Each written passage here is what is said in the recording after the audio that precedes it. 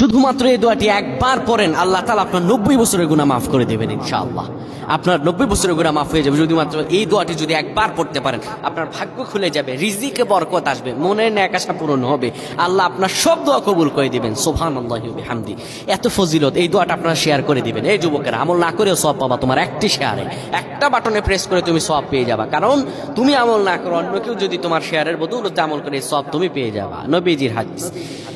আমার ভাইয়েরা, আল্লাহর কাছে দোয়া করা, আল্লাহর কাছে দোয়া চাওয়া, এটি হলো মুমিনদের কাজ। আমার আল্লাহ বান্দাকে বলেন, বান্দারে উদউনি আস্তাজিব লাকুম, আমার কাছে চাও, আমার কাছে চাইলে আমি আল্লাহ তোমাকে দিয়ে দিব। কেউ যদি একবারে দোয়াটি পড়তে পারে, দোয়াটি হলো রব্বি ইন্নী যালামতু নাফসি ফাগফিরলি। কেউ যদি এই দোয়াটা একবার পড়তে পারে, আমার আল্লাহ তাআলা তার 90 বছরের গুনাহগুলো মাফ করবেন। কবিরা গুনাহ নয়, সেটি হলো সগীরা গুনাহ। সগীরা গুনাহ মাফ হবে। বলবেন হুজুর 90 বছর তো হয়নি, তাহলে গুনাহ মাফ হবে কি করে? আপনার যত বছর হয়েছে তত বছরের সগীরা গুনাহ মাফ হবে, আর বাদ বাকিটা কাউন্ট করে আপনার আমল নামায় নফল নামাজ, নফল আমলের সওয়াব আল্লাহ তাআলা আপনার আমল নামায় দিয়ে দিবেন।